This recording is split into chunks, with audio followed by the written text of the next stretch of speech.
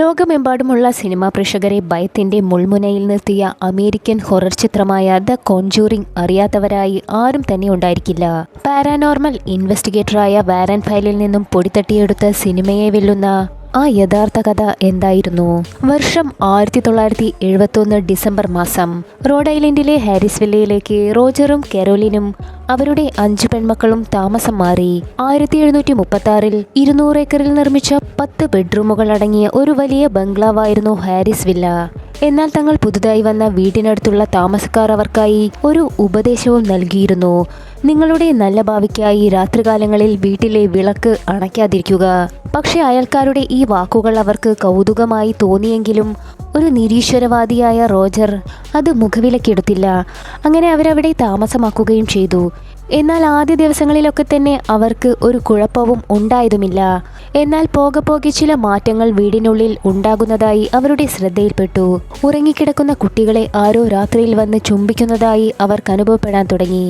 മാത്രമല്ല ഒതുക്കിവെച്ച പല വസ്തുക്കളും പിന്നീട് ചെന്ന് നോക്കുമ്പോൾ സ്ഥാനം തെറ്റി കിടക്കുന്നതായും കാണാം.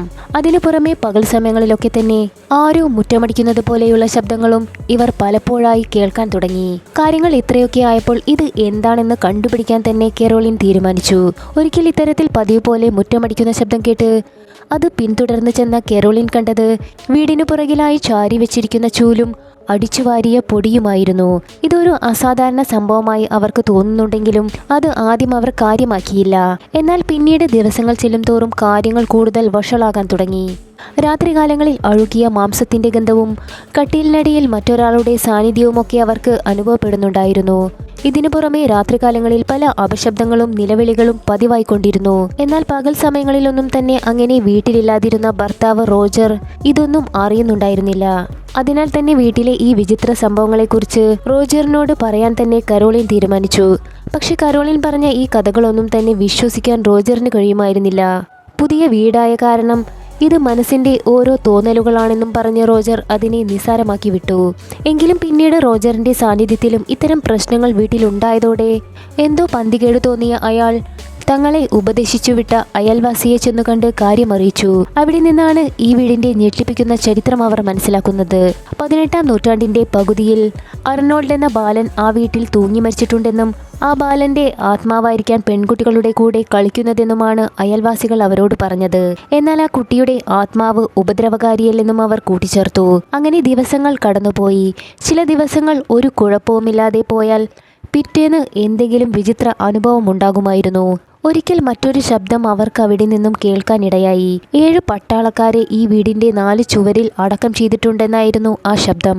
ഈ ആത്മാക്കൾ കൂടാതെ മറ്റൊരു ആത്മാവും ആ വീട്ടിൽ അധിവസിക്കുന്നുണ്ടായിരുന്നു. കോൺജൂറിംഗ് സിനിമയിലെ ഒരു പ്രധാന കഥാപാത്രമായ ബാപ്ഷിബ ശർമ്മ എന്ന സ്ത്രീയുടെ ആത്മാവായിരുന്നു അത്. 1812 US-ലെ റോഡ് ഐലൻഡിൽ ജനിച്ചു വളർന്ന ബാപ്ഷിബ തന്റെ 30-ാം വയസ്സിൽ ജൂപ്ഷൻ എന്ന യുവാവിനെ വിവാഹം കഴിച്ചു. തുടർന്ന് അവർ 4 കുട്ടികൾക്ക് ജന്മം നൽകുന്നുണ്ടെങ്കിലും ഹെർമൻ എന്ന ഒരു കുട്ടിയെ മാത്രമേ അവർക്ക് ജീവനോടെ കിട്ടിയുള്ളൂ. മരണപ്പെട്ട കുട്ടികളിൽ ഒരു കുട്ടിയുടെ മരണത്തെ ചുറ്റിപ്പറ്റിയും ചില അഭ്യൂഹങ്ങളും അക്കാലത്ത് നിലനിന്നിരുന്നു. കുട്ടിയുടെ മരണകാരണം ബാപ്ഷിബ ആ കുഞ്ഞിനെ മന്ത്രവാദത്തിന് ഉപയോഗപ്പെടുത്തിയതാണെന്നതായിരുന്നു ആ അഭ്യൂഹം. അവരുടെ സൗന്ദര്യത്തിലും സന്തുഷ്ടമായ ജീവിതത്തിലും അസൂയ തോന്നിയ അയൽക്കാരിയായിരുന്നു ആ നുണക്കഥയ്ക്ക് പിന്നിൽ. തുടർന്ന് അവർ ആ കഥ നാട്ടിൽ പാട്ടാക്കുകയും ചെയ്തു. സ്വന്തം കുഞ്ഞിനെ കൊന്ന അമ്മ എന്ന ദുഷ്പേരും കൊണ്ടായിരുന്നു പിന്നീട് അവരുടെ ജീവിതം മുഴുവൻ. ബാപ്ഷിബയും അവരുടെ ഭർത്താവും തങ്ങളുടെ മരണം വരെയും ഈ ഒരു വീട്ടിൽ തന്നെയാണ് താമസിച്ചിരുന്നതും.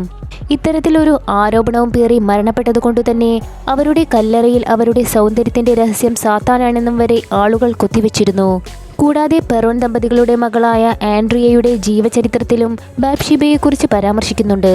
അതായത് നുണക്കഥകളാൽ അവൾ അവളുടെ മരണം വരെയും മനം നൊന്താണ് ജീവിച്ചിരുന്നതെന്നും തന്നെ ഇത്തരത്തിൽ ഒരു ദുർമന്ത്രവാദിയായി മുദ്രകുത്തിയവരോടുള്ള പകയും കൊണ്ടാണ് അവൾ മരിച്ചതെന്നും അതിനാലാണ് മരണാനന്തരം അവൾ ആത്മാവായി വന്ന് മറ്റുള്ളവരെ ഉപദ്രവിക്കുന്നതെന്നുമായിരുന്നു അതിൽ എഴുതിയിരുന്നത്.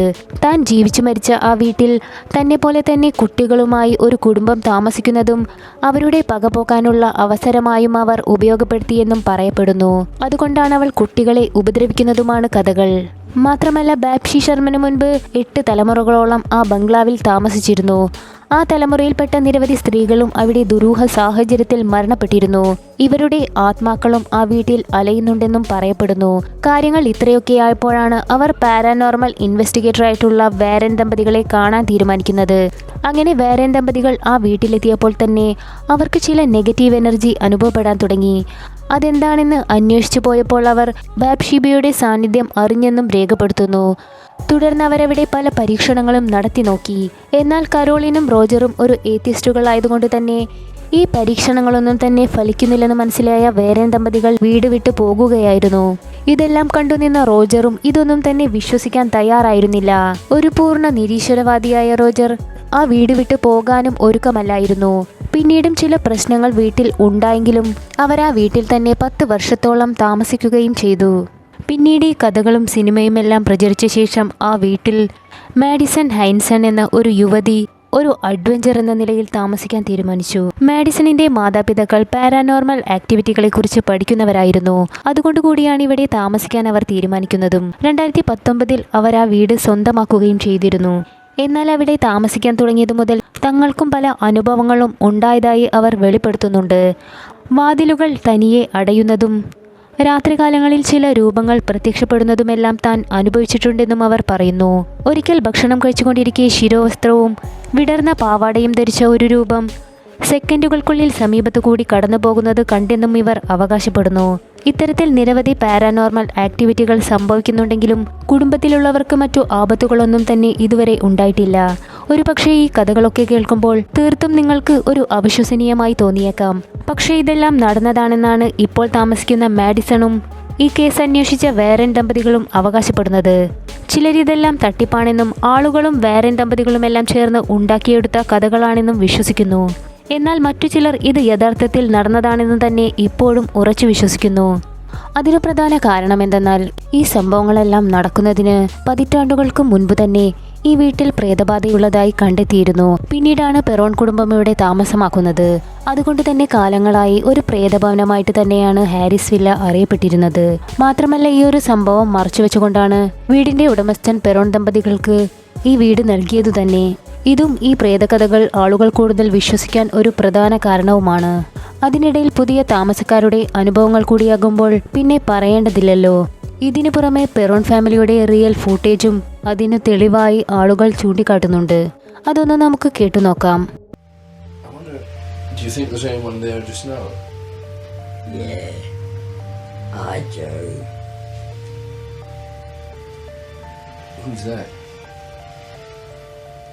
What? Who's that, Janet? Pardon? Stuart. Sam. ഇതൊരു കെട്ടുകഥയോ യഥാർത്ഥ കഥയോ എന്തു തന്നെയായാലും വാരൻ ദമ്പതികളുടെ കേസ് ഫയലിലും അവിടെ താമസിച്ചിരുന്ന ആൻഡ്രിയ എന്ന പെൺകുട്ടിയുടെ ജീവചരിത്രത്തിലും ഈ കഥകൾ നമുക്ക് ഇപ്പോഴും കാണാനാകും. എന്തായാലും ഇത്തരത്തിൽ മറ്റൊരു കഥയുമായി നമുക്ക് വീണ്ടും കാണാം. പിന്നെ നിങ്ങൾ ഈ ഒരു ചാനൽ ആദ്യമായിട്ട് കാണുകയാണെങ്കിൽ ഇത്തരം വീഡിയോകൾക്കായി ദയവായി ഈ ചാനൽ ഒന്ന് സബ്സ്ക്രൈബ് ചെയ്യൂ.